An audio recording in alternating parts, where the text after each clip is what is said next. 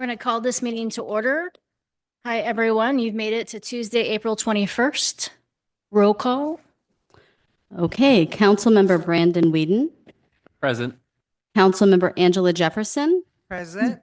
Councilmember Joan Cathy, Present. Councilmember Eileen Swarthout, Present. Councilmember Megan Sullivan, Present.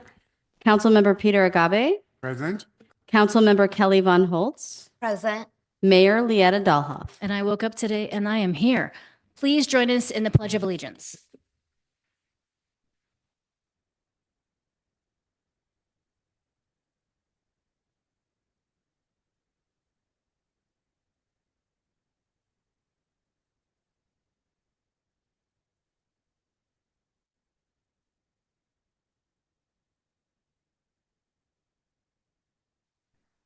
Thank you, everyone.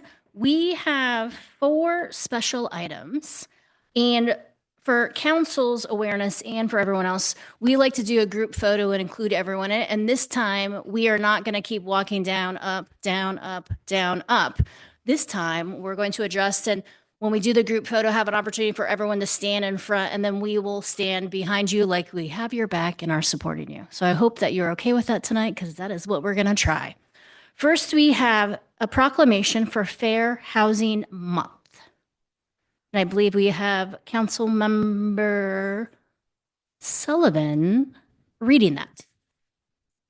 Whereas the Fair Housing Act, enacted on April 11th, 1968, enshrined into federal law the goal of eliminating racial segregation and ending housing discrimination in the United States. And whereas the Fair Housing Act prohibits discrimination in housing based on race, color, religion, sex, familial status, national origin, and disability, and commits recipients of federal funding to affirmatively further fair housing in their communities. And whereas the City of Tumwater is committed to the mission and intent of Congress to provide fair and equal housing opportunities for all. And whereas our social fabric, the economy, health, and environment are strengthened in diverse, inclusive communities. And whereas more than 50 years after the passage of the Fair Housing Act, discrimination persists and many communities remain segregated.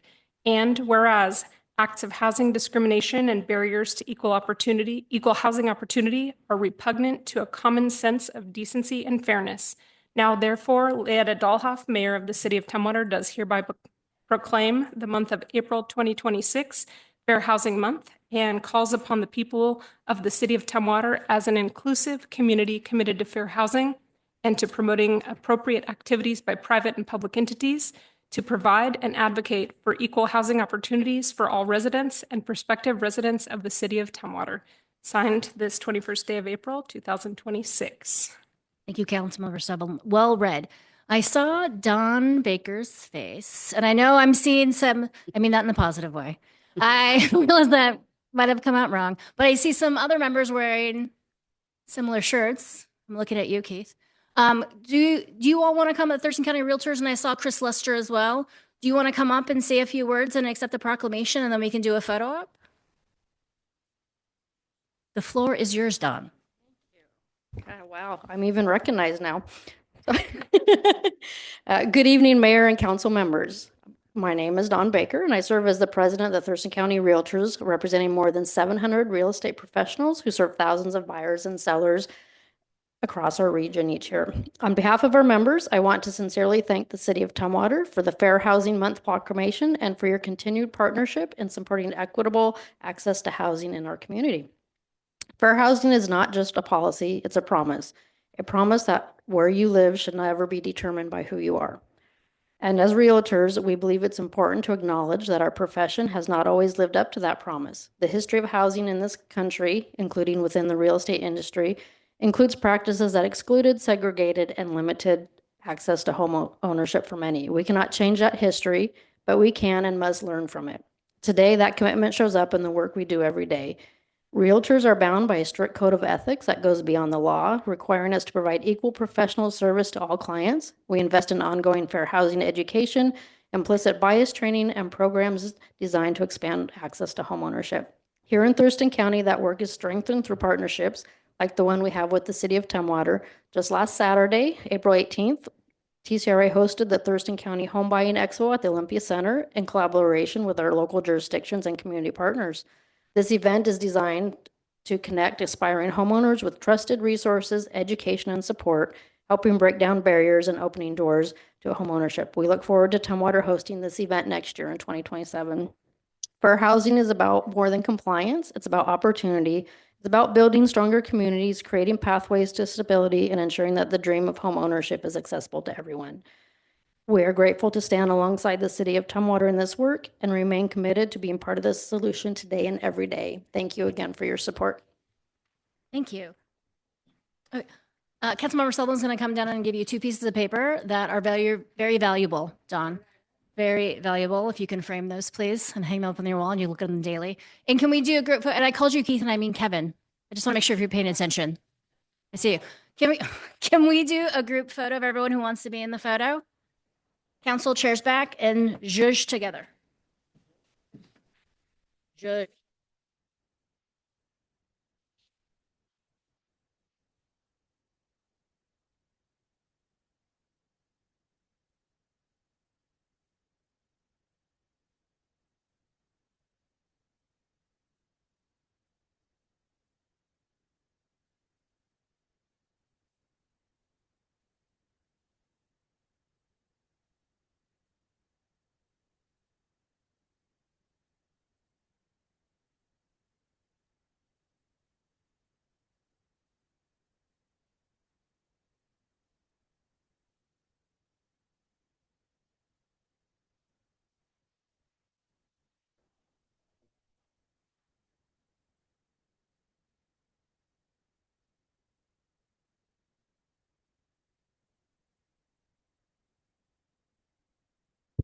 Okay, one down. That was only a little awkward, so that's great. We have a few more opportunities to make that go smoother. You all don't want to stay for the rest of the meeting? Chris, okay. Okay, I'll judge you internally, Chris Lester. Nice to see you. Next, we have a proclamation of the 57th Municipal Clerks Week, May 3 through 9, 2026, and we have Councilmember Swarthout that will be reading that. Thank you, Mayor. Whereas the office of the municipal clerk, a time-honored and a vital part of the local government, exists throughout the world and is amongst the oldest public servants, and whereas the Municipal Clerks Week was initiated in 1969 by the International Institute of Municipal Clerks, IIMC, and endorsed by all of its members throughout the United States, Canada, and 15 other countries. In 1984 and 1994, Presidents Ronald Reagan and Bill Clinton respectively signed proclamations officially declaring Municipal Clerks Week the first full week of May and recognizing the essential role municipal clerks play in local government. And whereas the IIMC is pleased to announce the 57th Annual Municipal Clerks Week, May 3rd through May 9th, 2026. And whereas the Office of the Municipal Clerk provides the professional link between the citizens, the local governing bodies and agencies of government at all other levels, and serves as the information center on functions of local government and community. And whereas the municipal clerks have pledged to be ever mindful of their neutrality and impartiality, rendering equal service to all.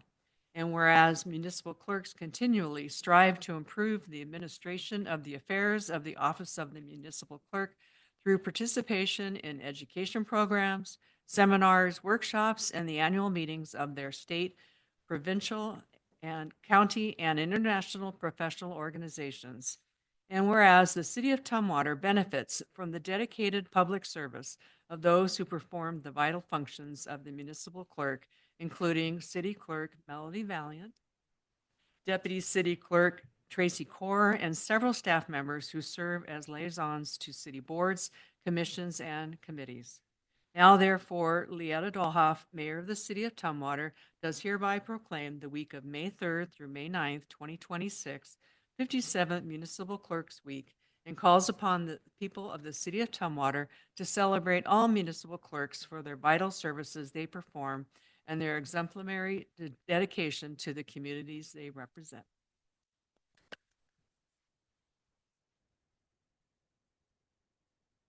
Melody, if you could just slowly walk so we can all watch you. go to, thank you. Melody, what are your thoughts about this? Well, good evening, Mayor Delhoff and council members. I wanted to thank you all for recognizing the 57th Municipal Clerks Week. I know that myself and Tracy are both honored to serve in a role that we want to be transparent and open to the public, and that link from government to the public, making it more accessible and open for records, minutes keeping. You know, I was doing a little bit of research before I came up here. I mean, we were one of the very first public servants along with tax collectors. I feel we're a little bit more cheerful than tax collectors. But we do pride ourselves in what we do. And so it's just, I'm appreciative of the ability for you to honor what we do, because a lot of the times we're behind the scenes. But we want to make Tumwater proud, and we try hard every day. So thank you. Thank you. Melody, do you want to awkwardly stand in front of us? All by And we can take, all by yourself, and we can take a photo. I want that framed in your office, Melody.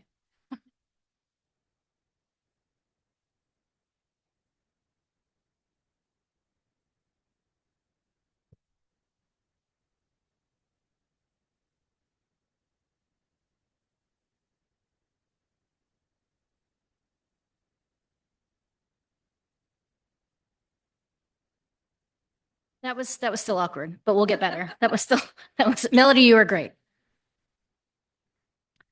Next, we have Sergeant Promotion Badge Pinning Ceremony, and we have Acting Police Chief Killes.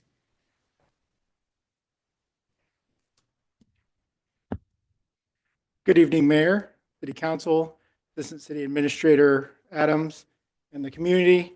I'm honored to be here tonight to highlight some of the good work our police officers do and also to celebrate some of the achievements they have made. So starting off, we're going to acknowledge two of our newly promoted sergeants, Peter Navarro and Rachel Johnson. Come on up.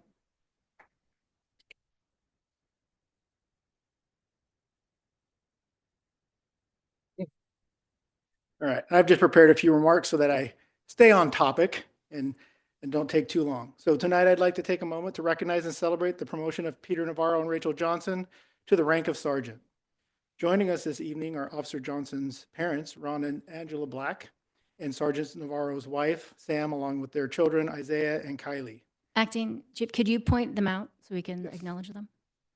Hi, thank you for coming. Thank you, thank you, thank you. Please proceed.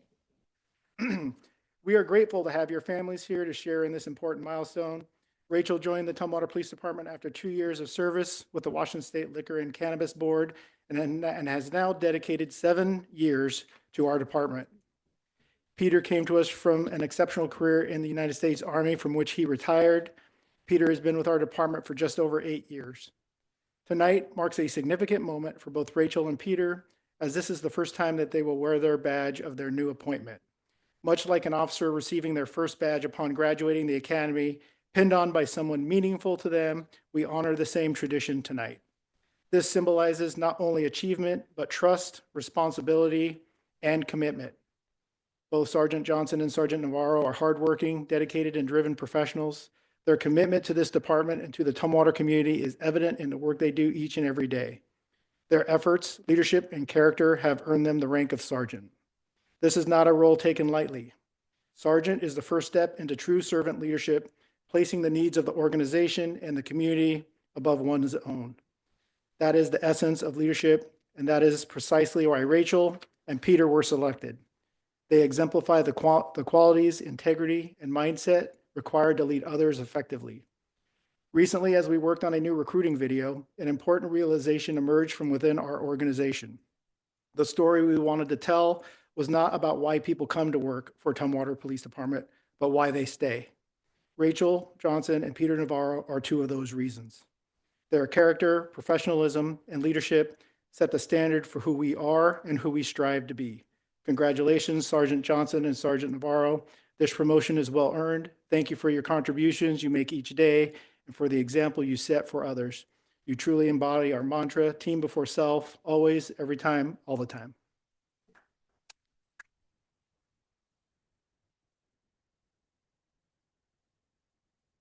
And with that, I would ask for Rachel and Pete to come up front.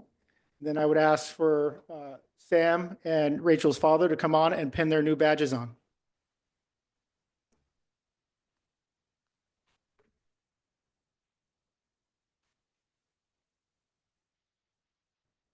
Pete said, don't stick them.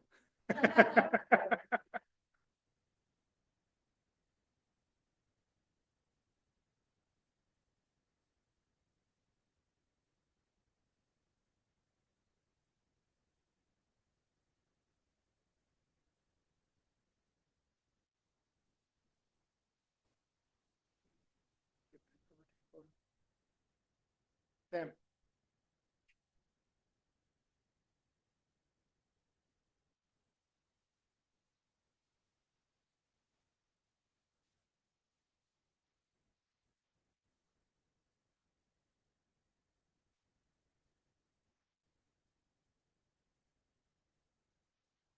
And before we do the photo with council, I would just ask that Rachel, if you'd come up to the dais and say a few words, and then Sergeant Navarro.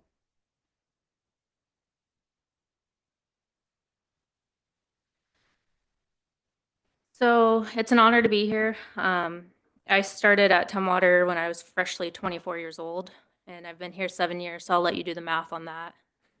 Because a woman never tells her age. I didn't expect to be here already in my career.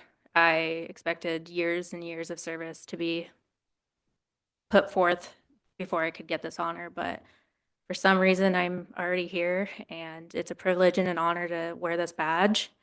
And I just hope that I can make people before me who wore it before me proud and continue to serve this department.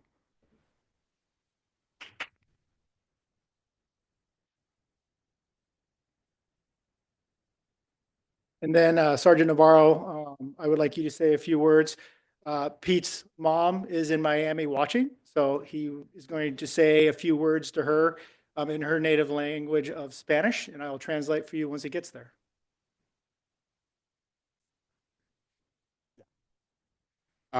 First and foremost, it's an honor and a privilege to be standing before the council and the city to witness the promotions that we have achieved. It didn't come easy. It came with a lot of trials and tribulations, a lot of lessons learned, and lessons that are still being learned. However, what we owe you, the council and the city, is that steadfast leadership and that commitment that we owe to you. So that's kind of what we bring forward. None of that is going to be possible without the support that I have from my family, from God, and of course from my mom back home, and my family throughout the country. So, para mi mamá, gracias por todo que usted me ha dado en esta vida. Thank you for everything that you've given me in my life. Y no puedo hacer lo que yo he hecho si no fuera por usted. I could not have achieved anything I have if it wasn't for you. So, thank you.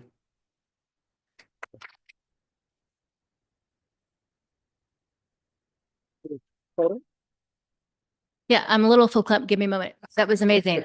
I mean, if that doesn't touch at your heartstrings of how Tumwater is different, and how we lead different, and how we serve differently, I don't know what's wrong with you if you don't see that and feel that from there.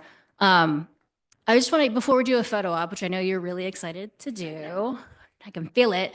I'd just like to hear from our council if you're open to that. So anyone from council want to say any words to these two? We are going to start with our Chair of Public Health and Safety, Mayor Pro Tem Von Holtz. Congratulations. And I love crying at the dais. I think we haven't done this before with promotions, and I think it's so important that everybody gets to see and take part in this. And so thank you for all you do. And Sergeant Navarro, you know, you're special because you're my neighbor. So, but all of, and you're special too. I love this. We get to see your family. We get to see you not only as our police officers, but as people, as members of our community. And that's so important. So thank you and congratulations. Councilmember Jefferson. Sergeant Johnson, Sergeant Navarro, Hoare, congratulations. Job well done. Thank you for your service. We appreciate you, quality police officers in Tumwater. Congratulations again. Councilmember Whedon. I'd just like to congratulate both of you. To the families, thank you for also being here, for supporting them. The jobs that you do, it's beyond difficult. And to have the kind of leadership that we have, having an acting chief that is recognizing this and bringing this to this council, both of you basically said that you were thankful to us. And I'm thankful for you. This is not about us today. This is about you recognizing the hard work, the years of dedication that you put in. So thank you very much for continuing to lead our police and being a voice for everybody here. So thank you. Thank you. Councilmember Sullivan. I will be brief. Everyone has said amazing things. I want to thank each of you, both for your hard work, but also for the amazing things that you shared tonight about who you are and how you lead and why you do this work and what that means to you. That was heartfelt, and I'm honored to be in community with you all. And thank you for your hard work. Congratulations. No. Okay, good. Oh, Councilmember Agabi. So, Councilmember Officer Peter Navarro, congratulations. I think about maybe 2.5 years ago, you and I had the opportunity of riding together in the city of Tumwater. And on that particular Saturday, the professionalism that you display while I was riding with you, and I did say to you that I wish, I'm a father of 2 growing boys that live in America. So by default, when we see a uniform officer, you're not supposed to be too friendly, you're supposed to be on your best behavior. But if Officer Navarro is representative of what our police officers are, I'm more than happy to have him be in my neighborhood, be my officer in my city. And also, if my kids are doing something bad, for him to be the officer that stops them and say, hey, what you're doing is not bad. You need to do better. So, Officer Navarro, I want you to continue to do what you've done. I've ridden with you now twice now, and on each occasion, you haven't done anything that was not professional. So please, continue to do what you do, make our city proud, and your professionalism is very, very appreciated. And I haven't ridden with you, so my next opportunity is to ride with you and the other female officer. So our city is not a very big place, and we want to live in a city where our officers interact with the citizens, where we don't have you do your work, stop them when they're doing something bad, but we don't want when we have something untoward. So for that, I say congratulations and thank you for being our officers. Well said, Councilmember Agabi. And I think we have a follow-up for Johnson Agabi to get together. Councilmember Kathy, would you like to add anything before we do a group photo? Thank you, Mayor. I'd just like to say, if you're concerned that a sense of amazing work is going on by these 2 people in our police department, and the pride that we feel tonight, that I feel, isn't coming through, I can tell you it is. And so anybody who's in the chambers or watching on television, I want to thank these 2 for choosing this life's work. I can feel their commitment and actually feel their heart for this and for our community. We are one lucky community, and I'm very proud of these 2. Thank you, Councilmember Kathy. Mm-hmm. And also, I feel you with your allergies. The one who just sneezed, I feel you. I feel you. Would you be okay doing a group photo? And would your family and friends feel comfortable doing a group photo? I'm sure my mom would love it. I mean, we're going to make it awkward. Could those who are in support of you 2, can we document this moment that it takes a community and that we all support you. So could you just all work your way up so we can do a group photo? Come on. Come on.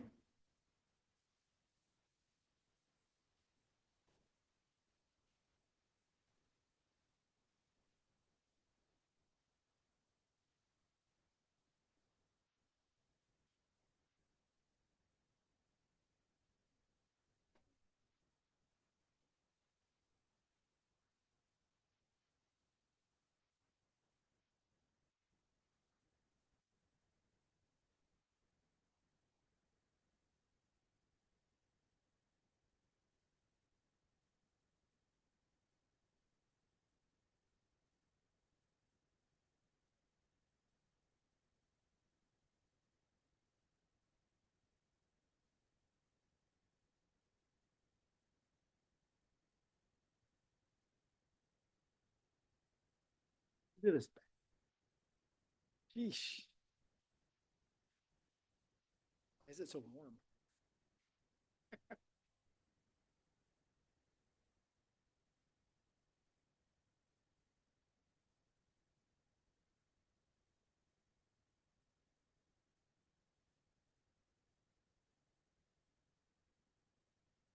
I feel like that was actually pretty smooth.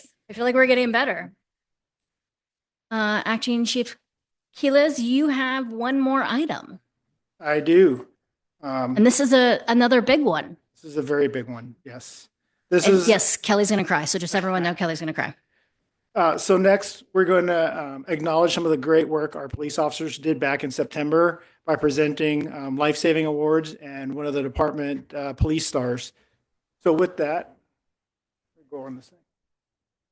Yep. All right. So we're going to start with the life-saving award. On September 19, 2025, Sergeant Chris Tressler, Sergeant Randy Bond, Officer Chase Grimmett, and Officer Jack Badimer demonstrated outstanding courage, decisiveness, and teamwork during a critical life-threatening incident in Tumwater. The officers responded to a report involving a pregnant female who had inflicted severe and potentially fatal injuries to her own throat and wrists, placing both her life and the life of her unborn child in immediate jeopardy. Recognizing the urgency of the situation, the officers acted without hesitation, forcibly breaching a vehicle window to gain access to the victim and initiating immediate life-saving measures. Throughout this rapidly evolving incident, each officer played an essential role, securing the scene, retrieving emergency medical equipment, coordinating resources, and administering critical first aid. Their calm demeanor, coordinated under pressure, and decisive intervention directly contributed to stabilizing the victim until advanced medical care could be provided. Through their swift, selfless, and professional actions, Sergeant Tressler, Sergeant Bond, Officer Grimmett, and Officer Badimer directly saved 2 lives. Their conduct reflects the highest ideals of law enforcement and brings great credit upon themselves, the Tumwater Police Department, and the profession they serve. And with that, I will present them. They will each receive a citation memorializing their conduct, as well as a certificate and a pin that they will wear on their dress uniform. Officer Badimer couldn't be here because he's in training in Everett, but we'll be recognizing him at our department training coming up, where the mayor and city administrator will be there for that presentation. So, Chase. Thank you.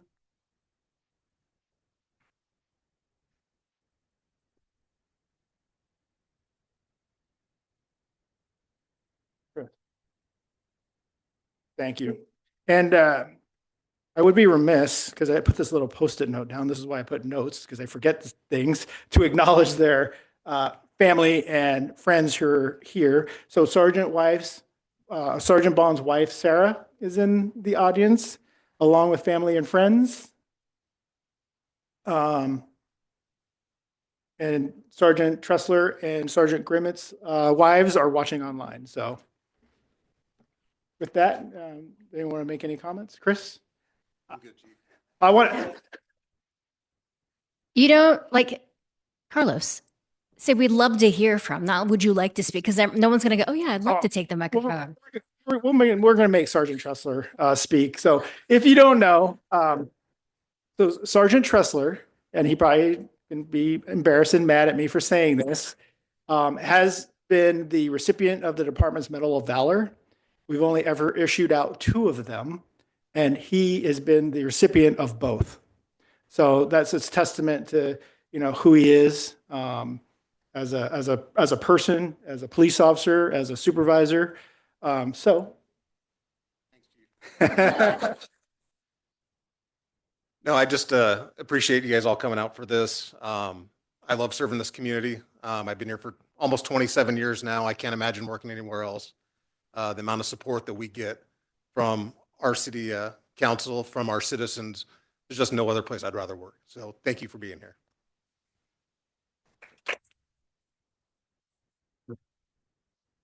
How long have you been here? So Sergeant Bond has been here 31 years, a really long time. He's done almost every job that you can think of in law enforcement. So with that, Sergeant Bond, a few words to the council, please. Yes, I've been here since dirt. Some of the pictures out front here are probably my house I first rented. But at any rate, I'd just like to make this less about me and more about the city and the culture and this department and what we do for training. This event, having been there myself and everything's going on, I'd like to give that away to the people that I work side by side with. Without the effort and the time we put in our training and everything else, that life-saving effort would not have been as fruitful. It was absolutely flawless, and I was deeply impressed by the peers I work with. So I'd like to give them the thank you and just say thank you to the city for allowing me to be here for 31 years and serve this community. Thank you.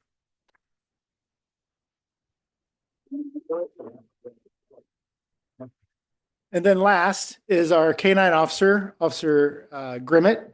He's a man of few words, and he really does not want to talk. But And where's? Oh, interesting. Okay. Please Couldn't afford to proceed. pay him overtime. Okay, yeah, just echo what my partners have said. It's an honor to receive this award in front of everyone. I think the fact that this room is packed out like it is, both for Sergeant Johnson Navarro and then the next recipient coming up, just kind of speaks to how this community and this department weave together. And then just to kind of echo what Chief said, Jack Smith isn't up here. Part of this award is equally part shared on him. He's actually right now out sacrificing his own time to go get ready to train the next generation of cops that hopefully you guys get to continue to receive that service from. So he'll get his credit, but specifically for his family, he's made a sacrifice in the past. He's not even here to be recognized for it because he's currently actively sacrificing for us and for all of you as well. So I just want to make sure that that message was out there as well. Thanks.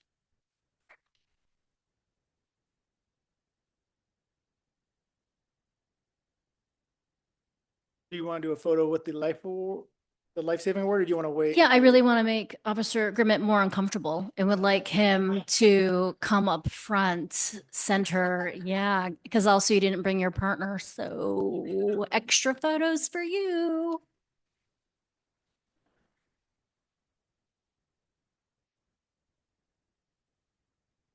Yeah, I guess I had one question. I see Tim Rios in the staff report, but I see him standing in the doorway. I'm a little confused.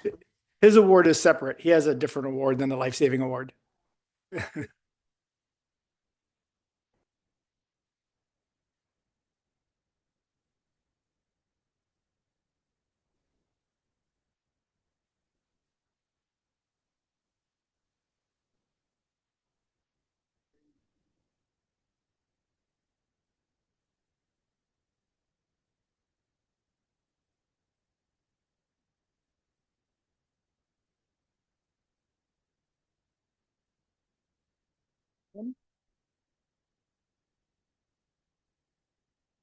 All right. So last but certainly not least,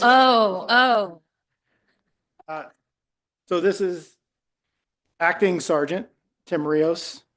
And tonight in the audience are his mom and dad. Where's mom and dad? And family and friends. Right. On September 19th, 2025, Acting Sergeant Tim Rios distinguished himself through exceptional bravery, leadership, and professional judgment. During a critical incident involving an actively suicidal pregnant female, Officer Rios was the first officer to recognize the severity and immediacy of the threat to life. Acting decisively when time was of the essence, He personally breached the vehicle window after other efforts proved unsuccessful, extracted the victim from the vehicle, and immediately initiated life-saving first aid. He simultaneously directed fellow officers to obtain necessary medical equipment and coordinated the response with clarity and authority. Throughout the incident, Officer Rios maintained remarkable composure under extreme stress, provided calm and reassuring communication to the injured female, and demonstrated superior tactical judgment and leadership. His actions not only directly saved the lives of both the female and her unborn child, but also exemplified bravery and professionalism well above the normal demands of duty. Officer Rios' performance in this incident reflects exceptional valor, sound decision-making, and devotion to the preservation of human life, bringing the highest honor to himself and the Tumwater Police Department. And so for this award, we've only ever issued one of these out in the history of the department, and Rios will now be the second recipient of that. And it is basically a medal with a pin that he will wear on his Class A uniform, as well as a citation and a certificate memorializing the event. Tim, job well done. Thank you, Chief. Thank you.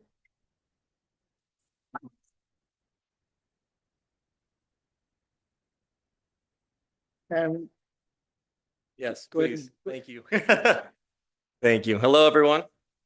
I'm teetering on the line with Officer Grimmett. This isn't my strong suit necessarily, but I did prepare some words this evening in hopes of properly saying thank you for an award of this magnitude and giving proper credit to my team that night. So in nearly 9 years of being a Tumwater police officer, I've experienced more than I thought possible in an entire career.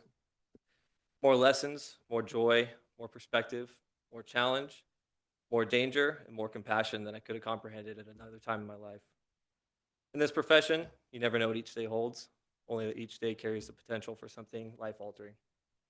We don't do this job for awards, but I am truly humbled to stand here before you all and accept this recognition from my department and a board of my peers. While I may have made some quick decisions that night, I would have been nowhere without my team. As we navigated that horrific situation, I was in awe of the composure, proficiency, and selflessness of our patrol team.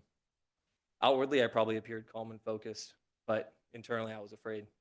I was truly afraid that despite our best efforts, we may be witness to the loss of the life of a young woman and her child.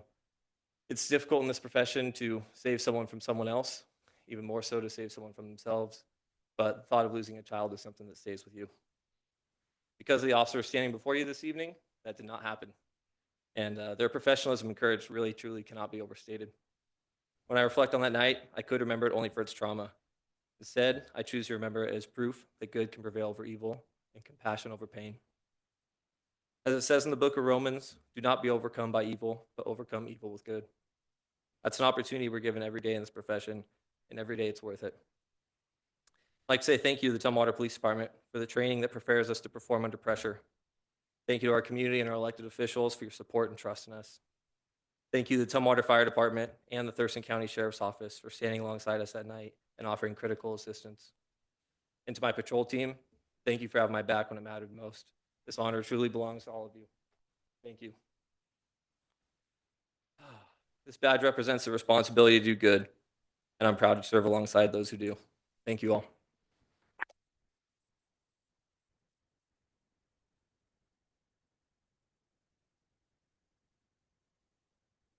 I'm sorry, Tim, do you think that you're leaving without doing a photo op? Sorry, you're right. Yeah, yeah.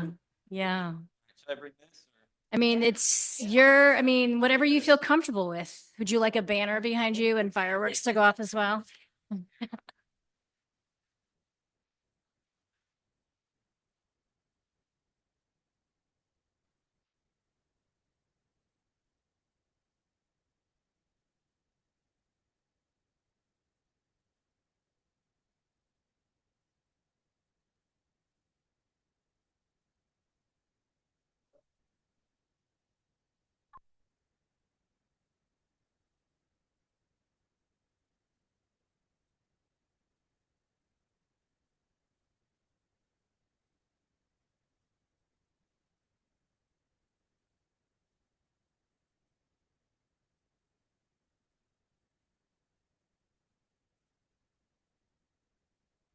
Well, Have a minute? Councilmember Agabe. So Officer Rios and I go back, I don't know, 8, 7 years, maybe. We used to be gym buddies. So I never knew he was a police officer. He was that humble. We would banter, joke, and then we'd go work out, and that would be that. So one day, I work with the Department of Affairs. So one day I went to the coffee shop by the back of Tumwater Boulevard, and here was Officer Rios and 2 other police officers in uniform. So I walked, I'm like, oh, you're a police officer. So anyhow, according to what you've heard from this desk tonight, we are very, very lucky to have these police officers in our city. And what they do, as dangerous as it is, given the society we live in, they keep us safe. And Officer Rios, please continue to keep us safe. Congratulations. Should we just sit here in silence a little bit? Yeah, soak it in. Okay, soak it in. Together. Anything else you want to add? Thank you. You sure? I Maybe am make it. pretty sure. We've got tons of time. I scheduled it. Oh, okay. No, you just no. I think I've used my time. Okay. Okay. Thank you. Thank you. Thank you all. All right, so in closing, thank you, Mayor, thank you, Council, for that opportunity to highlight the good work and achievements of our folks. There's more. It's not just them. I wish we could do this all the time, but these are pretty special achievements and pretty special actions that deserve public recognition. So thank you. Thank you. Thank you. And Chief, I do see that they're taking photos without us in the lobby. And so can they be a little more discreet next time? Because I can literally see them taking a photo without us. Thank you to all the family and friends who.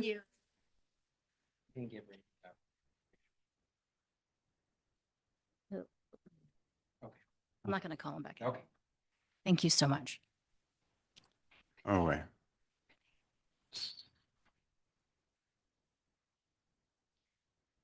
We have public comment next, and I don't know who wants to go after that, but I know someone's going to go after that. Melody, what do we have? Who do we have? Right now, we have no one online, but I have a TJ Johnson first up on the list to speak. Okay, I guess I get to be the one to go after that. Good evening. My name is TJ Johnson. I'm the chair of the Thurston Conservation District Board of Supervisors, and with me tonight is our amazing executive director, Sarah Moorhead. For over 75 years, TCD has been working with private landowners to identify solutions to environmental problems and encouraging and supporting voluntary stewardship that makes Thurston County a better place for all of us to live. We're non-regulatory, but we bring funding, technical expertise, political advocacy, and community trust that helps local jurisdictions like Tumwater meet their community needs and goals. Our base funding is provided through a system of rates and charges that's paid by almost all the property owners in Thurston County.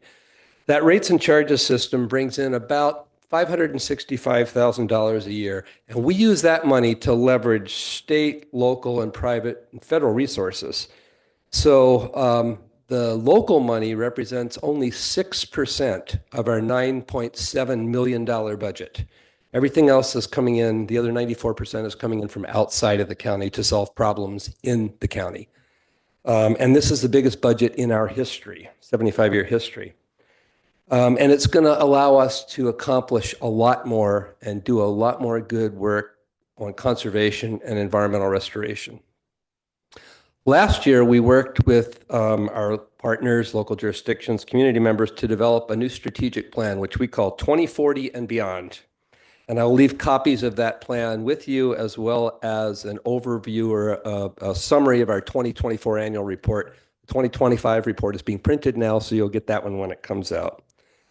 This new strategic plan is by far the most ambitious in our history, but it has to be, given the urgency of the problems that we face, such as disappearing farmland, forests, and habitats, threatened and degraded watersheds and marine ecosystems, and of course, the accelerating impacts of climate change and these disaster events like the fires we've seen recently in our community. So this plan is about taking action now to avoid irreversible loss in the future. Plan is grounded in 4 strategic priorities. First, protect and restore natural resources. Second, build climate resilience and prepare for emergencies.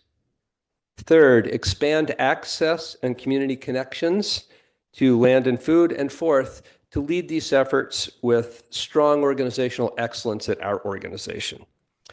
So we look forward to continuing to work with the City of Tumwater and our other local jurisdictions. We're making the same presentation to all of them to align land use and conservation strategies, co-develop climate and watershed solutions, preserve farmland and expand local food production capacity, expand community access and education through our new community education, conservation education center, which we've talked with you about and we'll talk more in the future. And we want to leverage funding together to do even more in the future. So in closing, this plan isn't just about a set of conservation programs. It's about building a future where conservation becomes a shared way of life for all of us in Thurston County. We're ready to lead, but we can't do it alone. We need to do it with our partners in our local jurisdictions like the City of Tumwater. So let's work together. Let's make this happen. And with that, if you have any questions, I'm happy to answer them. No questions right now because it's public comment. And I'm looking at our acting city administrator, Kelly Adams. Could we do a work session with the Thurston Conservation District? Because I know everyone on council, especially Joe and Kathy, are huge fans. They dig it, and it comes up a lot in our conversations with all of our, even the comprehensive plan elements. Everything is integral to partnering with you and what that looks like. So could we schedule a work session? We would love to do that. And then I won't cut you off at 3 minutes. TJ. Absolutely. We'd love to All do the that. time. Thank you, Mayor. Thank you. All right. So more to come. And thank you for coming. Melody. Next, I have an Angela Black.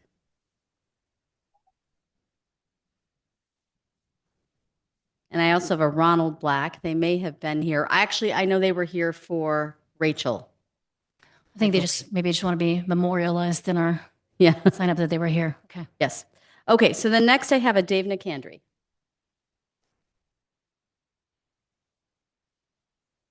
Those that don't know, Dave Nicandri served on Tumwater City Council. Would you like me to share it now? Okay. Don't start talking yet because your 3 minutes start when you start talking.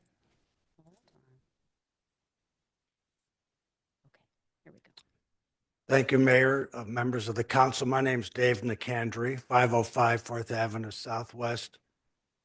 Coming here as a member of the Tumwater Historic Preservation Committee. The mayor beat me to my favorite line every time I'm here. And I never take it for granted, especially meaningful nights like tonight. But I was on the city council from 1977 to 1987, almost 50 years ago. So when I was last before you in any extended sense, we were talking about the all roads lead to Tumwater, historic signage along the various byways and highways of Tumwater. But much like the 2nd Avenue detour in our neighborhood, the Historic Commission got on a little detour when we learned that the historic State Highways Department building, the old one on Capitol Boulevard, was on a path for demolition. Salvage opportunities are always a standard provision in demolition projects. And the commission took an interest in 2 items, which we have now framed in this working scheme that you see over here, which the working title is, we've not obligated the city. This is really just a thought piece, but we're calling it the New Deal Plaza Concept Plan. Why New Deal? That somewhat nondescript, ordinary set of buildings on Capitol Boulevard was a public works project of the New Deal in the 1930s. It had plaques on 4 of them that had the names of Franklin Roosevelt and Harold Ickes. Was also Roosevelt's Secretary of the Interior, but he doubled as the head of the public works projects for the New Deal. The New Deal is going to celebrate its centennial in 2033. That's not that long, that's not that far into the future. And those plaques, plus the frieze that's over the top of the building, that's the most distinctive aesthetic feature, State of Washington Department of Highways, are the items that we're hoping to salvage. Assistant City Administrator Adams is going to be heading up a technical intergovernmental committee that includes your Historic Preservation Commission to try to salvage these items. The freeze in particular is going to be somewhat complicated, but the notion, this is the why of the salvage, which is to highlight Tumwater's, this is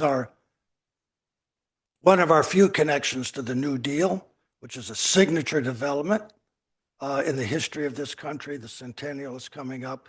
That building was designed, built, and occupied in 8 months' time and served 84 years of useful service, not only for the people in this community, but this whole region. So I just wanted to give you that little update. Thank Assistant City Administrator Kelly for her leadership and engagement, and we'll give you further reports in the future as they are warranted. Thank you so much. Nicely done, Dave. Thank you for coming. And more to come from the Historic Preservation Commission. And we have no one else for public comment. Thank you so much, Melody. We are moving on to item number 6, the consent calendar. Does any council member wish to remove an item or pull an item from the consent calendar? Seeing no one look at me, I think that we're okay to move on. I would entertain a motion to approve as presented. Councilmember Sullivan. So moved. Okay, I'm still learning how to do the microphone, Sorry. so you got to tell me. I'll second. Okay, thank you, Mayor Pro Tem Von Holtz. I have a motion from Councilmember Sullivan and a second from Mayor Pro Tem Von Holtz. Any discussion? Seeing none, all those in favor, please say aye. Aye. Those opposed, same sign. Motion passes unanimously. Thank you so much. So there's 2 items that are super duper cool. Acting City Administrator Kelly Adams, do you want to talk about item G and H? Believe. Oh, there we go. Yes, so we have 2 advisory board appointments on the agenda, and I'm gonna flip. One is for the Barnes Lake Management District. And here go the readers. All right. So we have Troy Patience to the Barnes Lake Management District Steering Committee. Is Troy in the audience today? Well, welcome, Troy, if you're watching online, and thank you so much for volunteering to serve our community in an advisory board position. And I'm particularly biased and excited because our Equity Commission is now fully appointed. And so we have some of our official Equity Commissioners here today. We have Michael Snow. Michael, would you like to come up and just say hi? Hi, thank you for having me. I'm Michael Snow. I've lived in this community, Tumwater, for about 8 or 9 years. Some of you may recognize me because I'm a high school basketball coach at Black Hills. I feel like I get recognized like that all the time. I hear, "Hey, coach," and I just have to say, "Hey," back because more people know me than I know them, right? And so yeah, happy to be here, happy to serve, and was really eager to jump at this opportunity to be a part of this Equity Commission. So thank you so much. Thank you, Commissioner Snow. I have Tina Crary. Tina, would you like to just come up and say hi?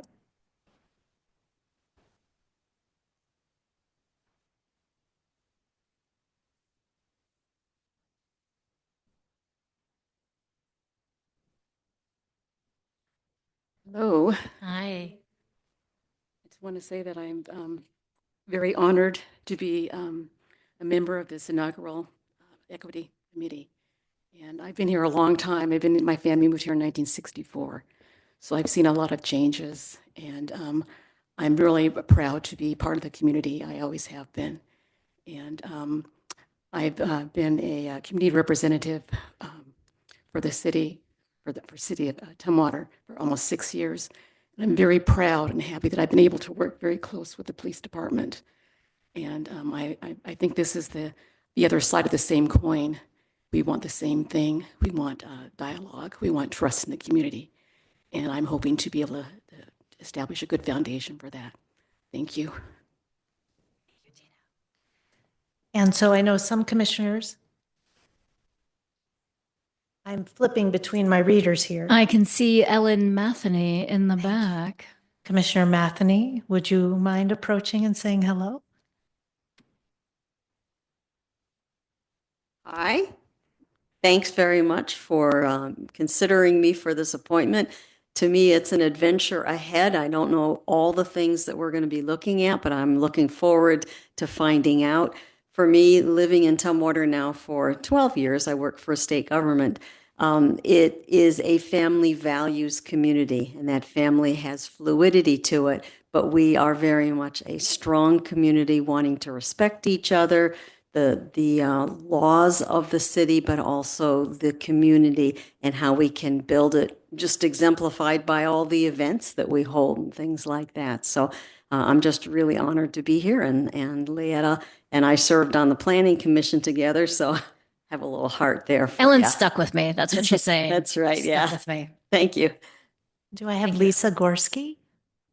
Wonderful.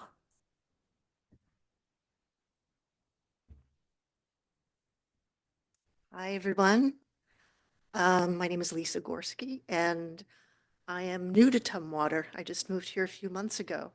I've recently retired from a job in the federal government. I was a research scientist with the U.S. Department of Agriculture, where I did microbiological research. I'm transitioning to my new life, to my new home. I love what I've seen of Tumwater so far. I'm very happy with what I've seen here tonight, and I'm hoping to be able to be a helpful part of this community. Thank you. Thank you, Commissioner.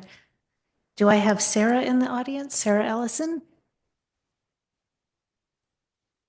And there will be a group photo, just a warning. Hi, Mayor and council members.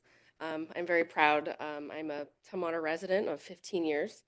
I've committed myself to this city, and I love the city. I'm very proud of what we're doing, and the Equity Commission is something that I am very excited about, and hopefully we can do a lot of great work. So thank you. Thank you, Sarah. We have two other commissioners that aren't here tonight, Commissioner Vonnie Turner and Commissioner Vanessa Burrito Reyes. And so I'm excited for you to meet them. Would you like to take a photo? I would. Would they like to take a photo? Come on up. And while you're gathering for a photo, I'll remind everyone that we have our first Equity Commission meeting on Monday at 6 p.m. in this room.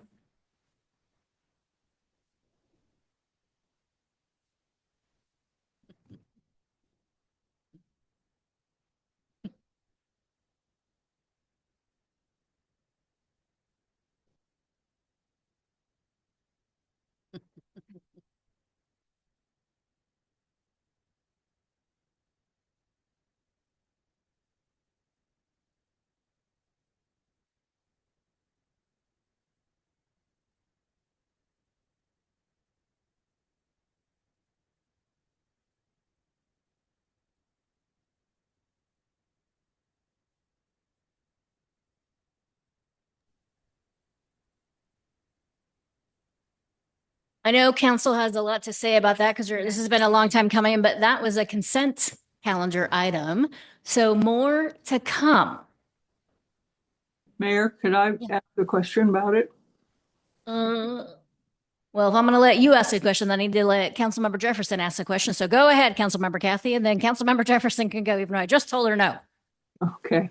I just would really like for council to be part of meeting with this commission and talk about how what we see is equity, why we put this together, how we as council can work back and forth and get to know these folks better, and our shared vision for equity in Tumwater. Well said. And that is already on Acting City Administrator Kelly Adams' list. So great minds think alike. Thank you so much. Oh, good. I'm a great And mind. I'm going to use my favorite phrase that you love. We're going to circle back with that. We're going to circle back. Megan reminded me that's your favorite phrase. So we're going to circle back. It's because you make me dizzy with it. That's what the whole thing is. It's my pleasure, Councilmember Kathy. Thank you. Well said and noted. Councilmember Jefferson. Yes, I was reading all the resumes. and all of the letters to the council. And I just wanted to say that the candidates were exceptional, just quality individuals. Thank you for stepping up. One of them, the individuals, was the first Black person to go to Tumwater High School. So with backgrounds like that, you know, thank you for stepping up. Thank you for making yourselves vulnerable with those letters. I read them. I appreciate it. Thank you for volunteering your time. And let's do some good work as we move ahead. That's all I have, Mayor. Thank you, Councilmember Jefferson. Thank you, everyone. We are moving on to item number 7, council considerations, which we have 2. First one, 7A, resolution number R2026-006, supporting Tumwater's Opportunity Zone application, and we have our acting city administrator, Kelly Adams. What do you need from council tonight? I have but a humble request. So tonight I am circling back on the Opportunity Zone. So if you'll recall, a few weeks ago, our Economic Development Coordinator, Jean Angel, came to you with a guest that spoke about opportunity zones and this federal tax incentive program that is one of the very few economic development incentives that we have in our tool belt. So this is my version of it. It has a little different flavor. So what is this Opportunity Zone program? It promotes investment into economically distressed communities. This is a federal program, so this doesn't apply to state capital gains taxes, only federal capital gains taxes. The program is defined by census tracts, so different census tracts are assessed for eligibility.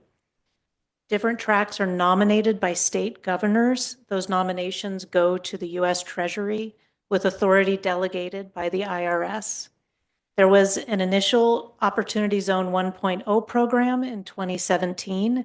That is a temporary program whose 10-year limit is expiring this year, or excuse me, yes, the end of this year. And so Opportunity Zone 2027, that is a permanent program with 10-year cycles. And so there are 2 eligible tracts in Tumwater that the governor can nominate to the U.S. Treasury. The qualifications for these tracts are that they need to have a median family income that is less than or equal to 70% of the general area's median family income. And so there's 2 tracts there. The tract in the north of Tumwater includes the Brewery District, and the tract in the south covers the airport. So there's some nice overlay with different partners that we have for economic development. And so when we're talking about the funds that go into these zones, these are capital gains taxes. So taxes that are deferred. So capital gains, I know for me, this is not intuitive. They're the profits from the sale of taxable assets. And taxable assets are stocks, bonds, digital currencies, jewelry, valuable collections, and real estate. Anything that you have and that you sell that has increasing value over time. So it could even be a historic relic or a fossil or something that has value that grows, that can be eligible for taxation. And so what we want is for folks who have these capital gains to, instead of using those for other investments or paying a greater tax on them, bring them to our Opportunity Zone, invest them in our programs and projects, and help us to lift up the economy in these tracts, especially the Brewery District and Capitol Boulevard. And so some of the tax benefits, there's a rolling 5-year deferral tied to the investment date. So for the first 5 years, it completely defers the tax. After 5 years, it actually reduces the tax that they invest by 10%.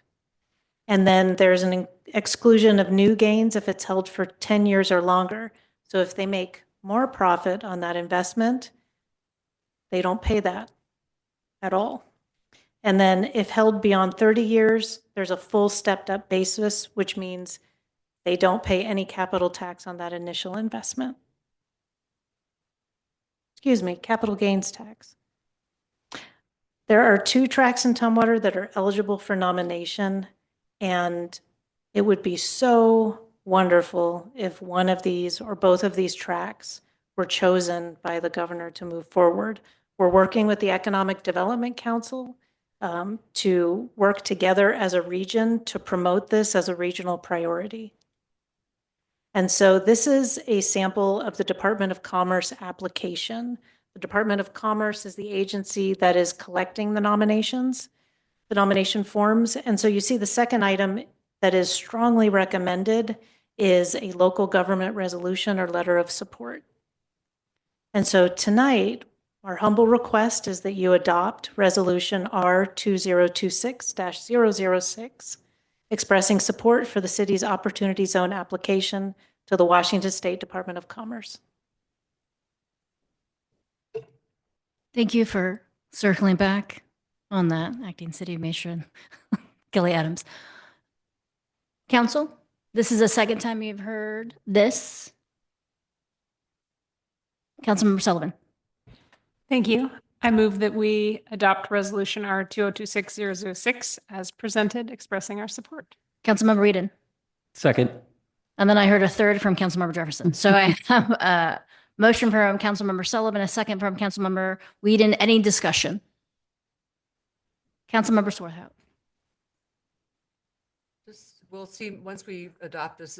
Right now, it's just the application process. So if you have any idea how long it will before you hear back, or?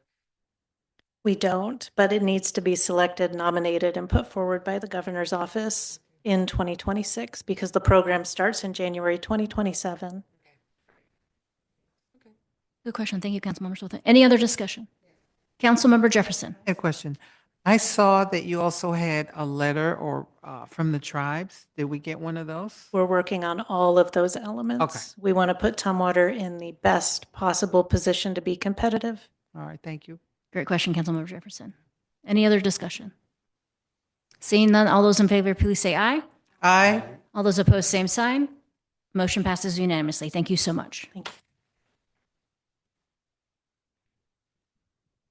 We are on to 7B, Brewery Well Field Installation and Development Project, Public Works Contract Award with Schneider Equipment Incorporated. And we have Patrick coming to the podium. Patrick, what do you need from council tonight? Well, first, thank you for letting me present and make this request, Mayor Dalhoff and City Council members. I am Patrick Soderberg. I am the Water Resources and Sustainability Program Manager. And this is about the Brewery Well Field, specifically about drilling the wells, installing the first set of wells for the city of Tumwater. So this has been a very long project, over 20 years. This project has been ongoing. It started with the partnership with the cities of Lacey and Olympia. And this is going to be a very high level overview of this because it's very involved. But ultimately, we worked with the cities to get the water rights from the former brewery because they weren't being utilized for beneficial use from the Department of Ecology. Once we obtained those, we worked with RH2 to do a hydrological study of the aquifers in that area so that we could develop a plan to install these wells for production. We got an extension from the Department of Ecology to put those wells to beneficial use because we haven't even installed them yet. And we got an extension to 2041 to install the wells, connect them to our water system, treat that well, and distribute them. So we have till 2041 for that. And it says 2023, but it was finalized in 2024. The city of Tumwater purchased the city of Lacey's portion of these water rights. So now the city of Tumwater has 2/3 of those water rights, and the city of Olympia has 1/3 of those water rights. This year, we hope to begin well installation, and that is exactly what we're talking about tonight, is potentially awarding that contract to do that well installation. So within the tasks involved with just the development of the brewery well field, this is our contract that we have going with RH2 for the project management. We're working with the partner coordination with the City of Olympia now. Ultimately, when these wells get drilled, we'll do the water main alignment. So where these wells, you can't do the alignment till you know where the wells are positioned. Task 5 is exactly what we're doing, or I'm going to make a request to award the bid for, just the installation of the wells. When these wells get drilled, task 6 and 7 will also be completed. So we will have a subcontractor out there that will do water quality testing once these wells are drilled and cleaned up. We'll do a pump test to see how much water they can produce, and that will determine how many wells we'll need.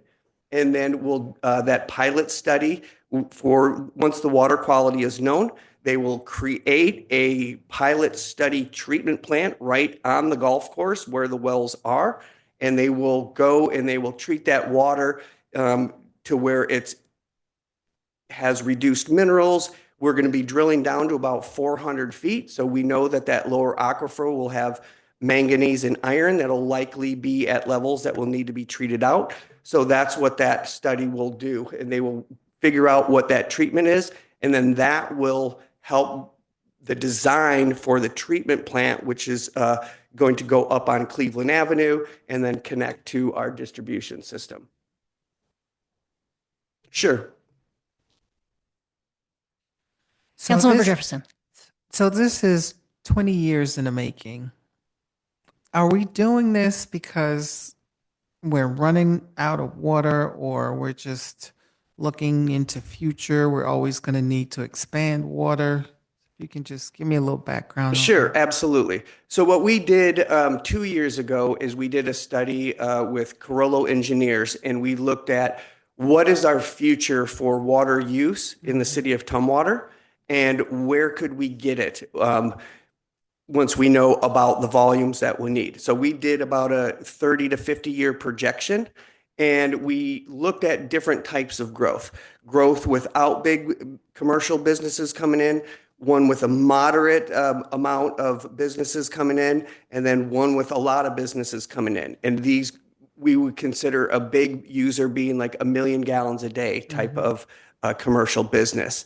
And so with that moderate growth outline, we predict that we would have water for the next 15, 20 years, but as soon as some big users would come in, we would need to expand it. So this is our way of staying out ahead of growth and ensuring that we have our infrastructure set up before we get to that need. Okay, thank you. Sure. So we solicited bids and closed them on March 6th of this year. And we had our engineer estimate for this project being at $2,936,120.50. We did receive 3 qualifying bids, with the low bid from Schneider Equipment Incorporated, and their bid was $2,916,412.60, which is below our engineer estimate. And how this is, the contract is written, is we're going to do 2 wells guaranteed, and then with a 3rd well as an optional additive. And so the contract is written with $1,917,556 for the first 2 wells, with an additive that is at we have to authorize that 3rd well to be drilled. And so this has been put into our 26 approved drinking water expense budget, which includes $3 million for water production and treatment. The project timeline is, we expect if we award this bid now or this contract now, that they would be able to start late summer, early fall. And then it would take approximately a half a year for the first 2 wells and another 90 days for the third if needed. Any questions? Councilmember Swarthout? So I sent some questions and I think I sent some questions to you and I think that you shared them with the city, my councilmates as well. You had a chance to see it was forwarded. The pace of afternoon events, so that did not go out to council, so we'll be sending that right after this meeting. Because I had questions about the part about Olympia, because I had some questions about the financial piece of it, if they'd be sharing at this point. So it sounds like that we'll be paying for the initial drilling portion. Correct. This is on us right now. Right, because the goal of this drilling is to obtain the amount of water for our increment of water.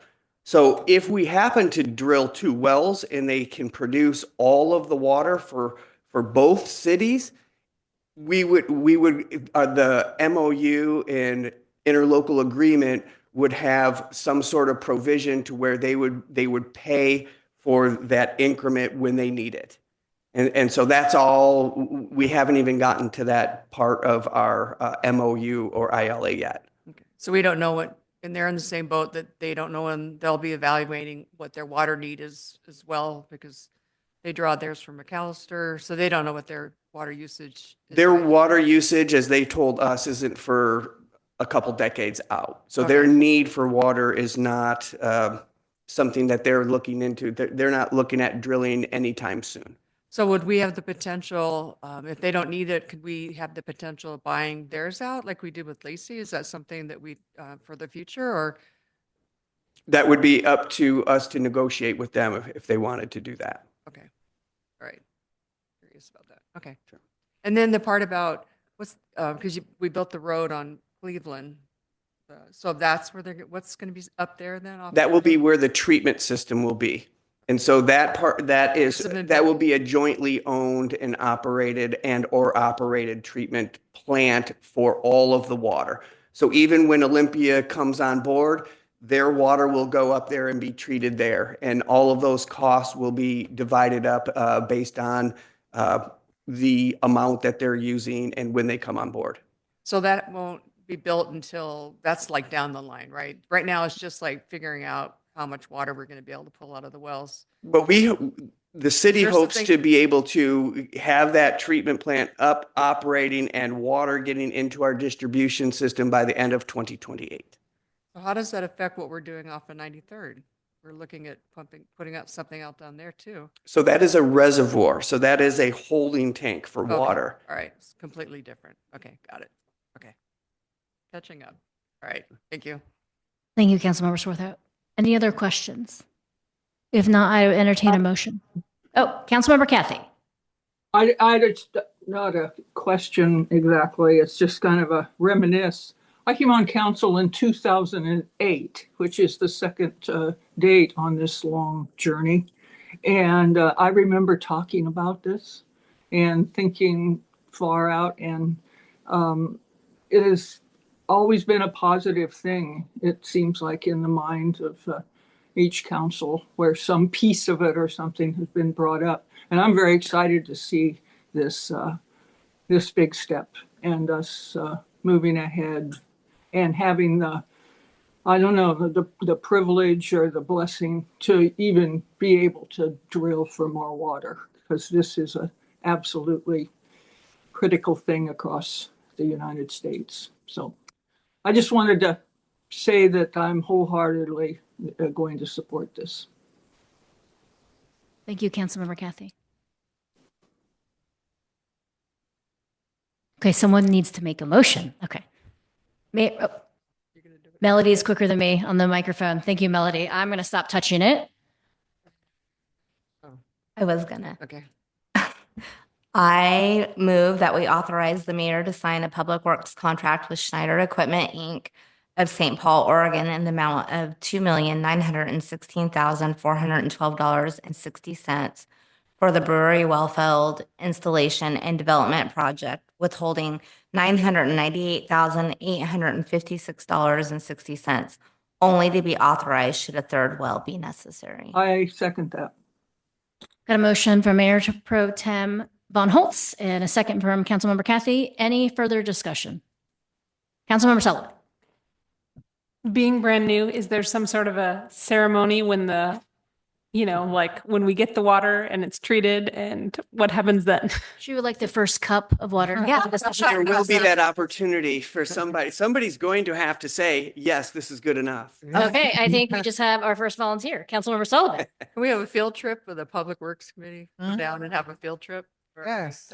Kyle? We go down for a field trip? Thank you. So I Golf do have carts and hard hats? Okay, Councilmember Swarthout has requested a site visit. Councilmember Gabi, what are you requesting? You said this is going to be on Cleveland Avenue, The wells will be on the golf course, on the golf course. but the treatment plant will be up on Cleveland Avenue. So if you travel on Yama Highway a little bit past the dental office going towards the bottom of that drop, there's a well out there, sort of, I'm told, is owned by the cemetery. Oh, the well? Well, it's more like it was explained to me that there is a well, non-functional, that is owned by the cemetery on that part. So you're saying ours is going to be at the bottom of that drop? Is that what we're saying? By the Yeah, our golf wells course? will be all the way on the golf course down in the valley. Okay. But are you familiar with the well owned by the cemetery? I am not. I'm just going to ask, Patrick, can you follow up with Councilmember Gabi? Because we're Certainly. discussing this, but valid question, Councilmember Gabi. So can we do a follow-up on that location of that well? Absolutely, and find out if it's in use and what for. Yes. Councilmember Gabi, is that good? Yes, that's it, Perfect. yes. Perfect. Thank you for bringing that up. Any further discussion about the motion on the table? Councilmember Kathy, I see you have your hand up. I'd just like to ask, does this change anything on the golf course? Are While the- they're being drilled or after they're drilled? I just want to be careful about the golf course and these big trucks and all that kind of stuff. I mean, is all that taken into consideration? Absolutely. We've been working with Chuck, Eric, and Tyler over at the golf course. They had the opportunity to have the whole plan explained to them. We had Eric out on the golf course with the drillers when we did our site walkthrough. And we talked about ingress, egress, the hours in which they can actually come bring vehicles in and out of the golf course area. So they cannot bring their vehicles back, the big rigs back and forth through the golf course during times of play. They have to do it within the first 2 hours and then after play. So the drilling specifications are very specific as to where they can stage, when they can move, how they are going to protect themselves during play. And the locations are chosen to be on the course, but not necessarily in play.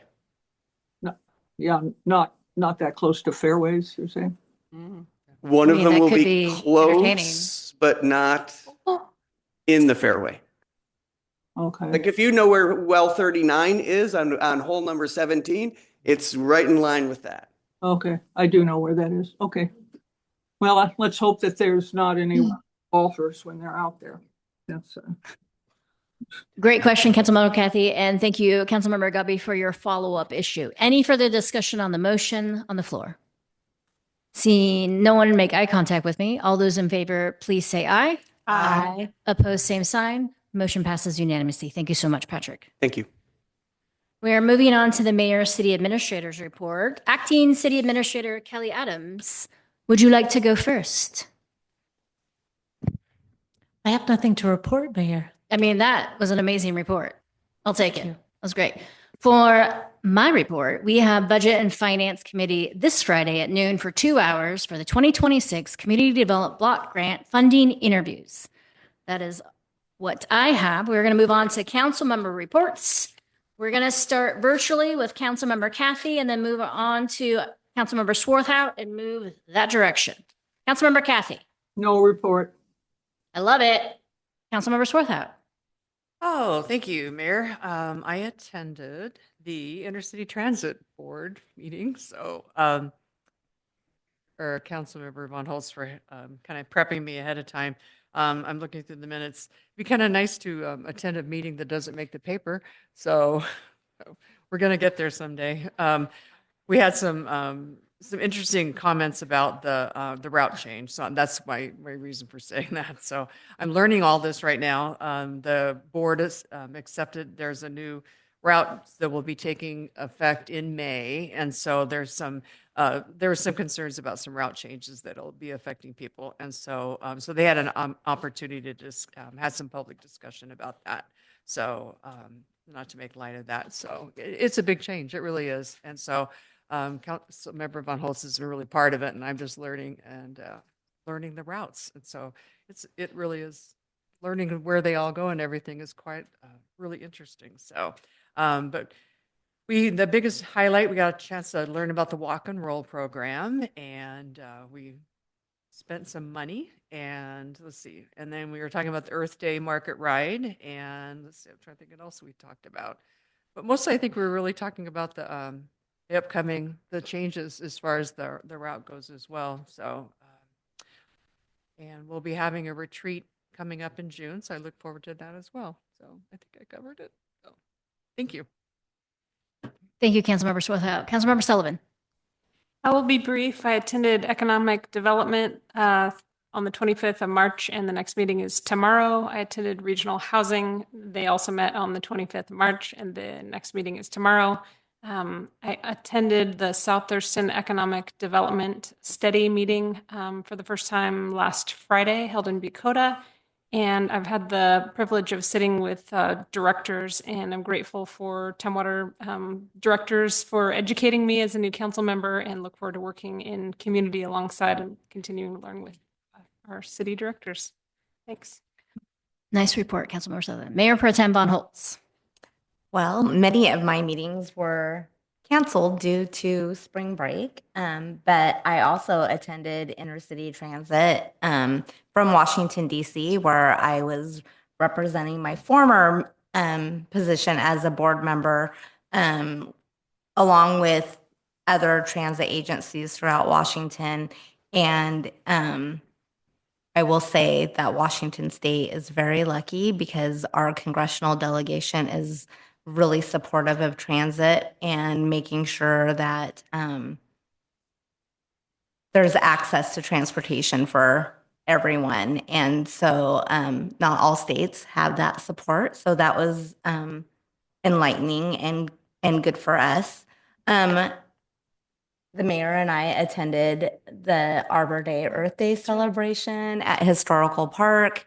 That was well attended. I think they ran out of the trees that were being given away in 22 minutes. So yeah, and it was great to see the students out there. There were 6 different projects, and they were all eager to get started and get working. And I just love the events that our city holds for our community. It was great to be out there, and I actually grabbed each of you a sticker, and I couldn't find where I put them. So oh, we also got temporary tattoos for yeah. I have those. Okay, you know what? Next time, temporary tattoos for everyone. Okay. And I think Well, I'm excited about it. I know. Okay. Anyhow, That's a great report, that's my Mayor Pro report. Tem Von Holtz. Great report. Councilmember Gabi, what's been keeping you busy?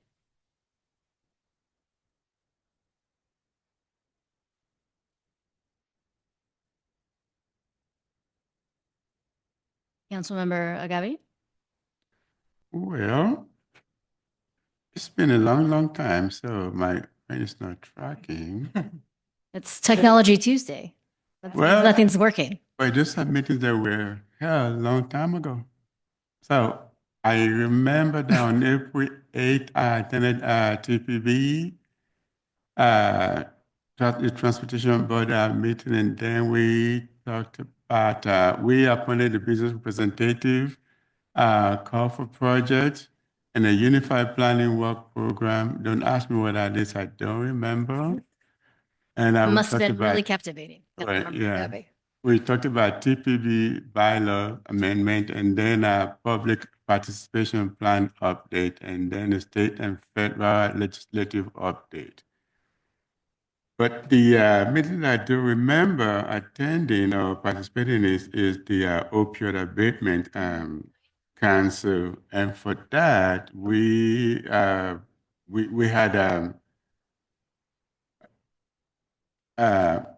I guess the way the process goes is that the staff draw up RFP that's going to go out to the contractor, and they will shut that to our various jurisdictions for them to take a look at it to make sure that the language actually fits city policy on what it was supposed to do.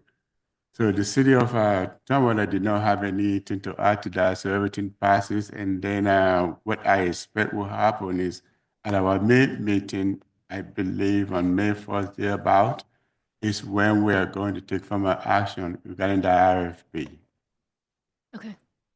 So that's me. Thank you, Councilmember Garvey. That's great. Councilmember Jefferson, what have you been up to? Yes, Mayor, mine is going to be kind of long. I'm going to make up for those council members. Councilmember Jefferson. Okay, Public Works Committee Okay, did so not you're- meet. We met, we're going to meet this Thursday at 11 o'clock. The EMS Committee did meet on the 26th of March. We discussed community needs assessment for the EMS strategic planning. It was a packed agenda.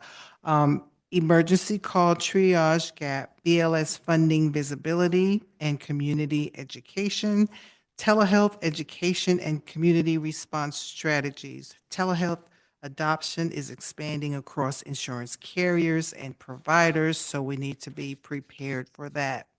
And I also wanted to save the majority of my time for what I call a report to the community on my findings of the inspection of City Hall on March 25th. Can I read the email that I had sent you and the city administrator, Mayor? Is that? Well, I feel like I've already said no to you, but then Joan, I gave Joan space, so I will not say no to you. So please proceed. Okay. After I toured City Hall and listening to our employees and seeing with my eyes, I had to go back and that night write an email. So this is for the records, for the community, and for our employees. Mayor and City Administrator, I said, please share with the council. After touring City Hall today, I left with many questions and serious concerns. I believe we need to assess this situation now, whether our current City Hall is adequate for the work we expect and require from our dedicated employees and elected officials. What I viewed and observed today was not just an older building, which to me we have clearly outgrown. I saw our employees' desks packed and jammed into many small enclosed office spaces with no room for privacy, no lawfully mandated lactation room, no ADA adaptable workspaces, and no dedicated quiet space where an employee can step away from the loud noise and stress for a short mental break. I also observed that our engineers appear to lack appropriate spaces to review large maps and plans, which is a basic function need of their work. I was especially concerned about privacy. We have HR and police staff sharing tight office interview and meal workout spaces. We have offices where sensitive personal matters can't be discussed in private. Most shockingly, I learned that executive staff recently added soundproofing sponges to the city administrator's office walls to reduce noise, voice reduction to facilitate privacy. During council meetings, pauses to discuss sensitive and legal information, I learned that our discussions can be heard in the adjacent room, council chambers. This raises legitimate concerns about confidentiality and need to know information. So, is our City Hall adequate in meeting the needs of our current residents and staff? In my opinion, this is an unhealthy work environment. If our current facility no longer supports privacy, accessibility, mental wellness, or the actual work being done, then we need to plan for something better. That's all I had. Thanks, Mayor. Thank you, Councilmember Jefferson. Councilmember Reedon, would you like to bring us home?